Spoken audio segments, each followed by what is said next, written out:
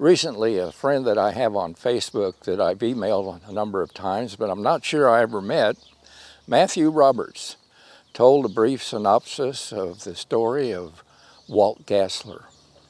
Gastler was born in Switzerland, and he was brought over here as a young child, and at an early age became a chef. And at the time of our story, he was a chef at the Biltmore Hotel in Phoenix. Due to the publicity that the Adolf Ruth story got in 1931,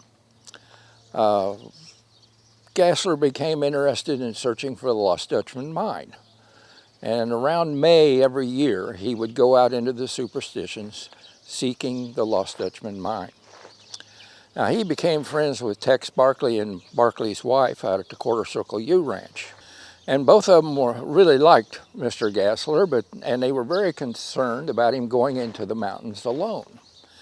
But it was to no avail, because Gassler was a very private individual. He never shared anything. He always went along. He never had a partner. He searched for the Lost Dutchman mine for the better part of 50 years. Now, he became friends somewhere along the line with Robert Corbin, the Attorney General of Arizona, who is also a Dutch hunter, and his friend, Tom Kollerborn.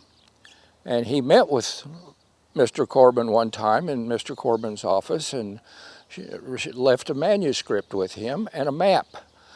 And that was shared with Tom Kollerborn. He approached Tom and Mr. Corbin on the telephone to go into the mountains with him. He was absolutely certain that he had found the mine, and he had some specimens to go along with it as proof. But Corbin and Tom both could not go with him at that particular time. It was too late in the evening on a Sunday. Tom had school the next day, and Mr. Corbin was extremely busy, so his wife took him in. And on his way out, after spending some days in the mountains, he was found dead along the trail. Some people found him. Don Shade was one of them. And they left him there and come out and notified the authorities.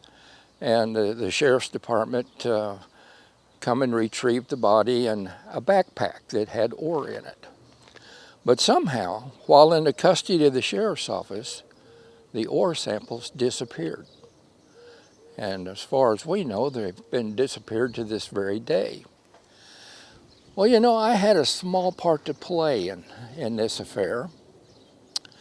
I got a phone call one night about 10 o'clock from Tom Kollerborn asking me to come over.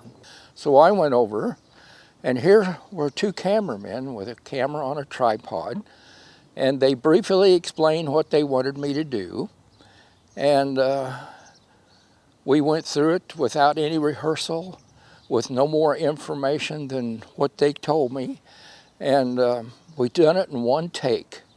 And this was the crew from Unsolved Mysteries that was doing a story on the Walt Gastler story. But there again, to this very day, the mystery of that missing ore has been unsolved. Now, the part I played was an imposter. I imposed myself as being Walt Gastler's son. And I was there to get the manuscript and the map from Tom Kollerborn. I showed Tom a sample of the ore, obviously, that came out of that backpack. And asked Tom for the manuscript and the map, and he readily gave me the manuscript. But of course, he no longer had the map. It was evidently back in the hands of Bob Corbin. Now, after Tom surrendered the information to Mr. Gassler's son, sometime later, Tom was giving a class at the Apache Junction High School called Prospecting the Superstition, which I had attended twice. And another man come up and introduced himself as Walt Gastler's son. And Tom says, "Wow, I sure have met a lot of Walt Gastler's sons lately. I ought to ask for some ID." So the man produced a driver's license that showed he was Walt Gastler's son. Well, not too long after this, after he passed away, Bob Corbin and Tom made an attempt to go into Peters Mesa and search for his campsite.